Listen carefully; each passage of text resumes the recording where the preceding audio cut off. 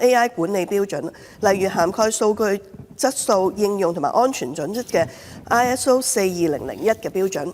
第三就係參考內地生成式人工智能服務管理暫行辦法，要求所有 AI 生成內容加入雙層嘅水印，表面標示就係俾公眾識別嘅，底層嘅程式碼就係方便執法機構去追查，同埋要求所有平台主動標示懷疑由 AI 生成嘅內容。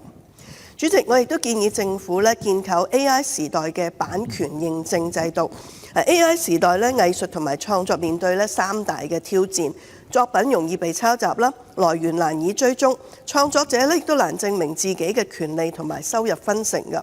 而家最大嘅問題就係缺乏統一嘅作品身份認證，就好似我哋一般嘅貨品有條碼去認證啦，書我哋有 ISBN， 但係藝術品同數碼創作好多時就冇可靠嘅 ID， 亦都冇出處嘅記錄。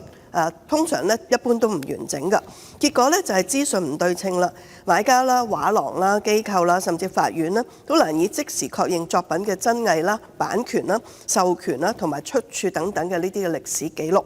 所以我就建議政府參考我哋國家嘅數字版權唯一標識符 DCI 3.0 Digital Copyright Identifier、歐洲嘅藝術品身份標準 Art ID Standard 同埋國際嘅 CEPA內容來源與真確性標準等去建立一套可以公開查詢具法律效力嘅數碼版權同埋作品認證制度，結合數碼 ID、DID、區塊鏈同埋 CEPA 嘅標準提升信任同埋透明度就可以同時保護藝人啦、創作者啦等等，亦都可以便利交易，亦都有助香港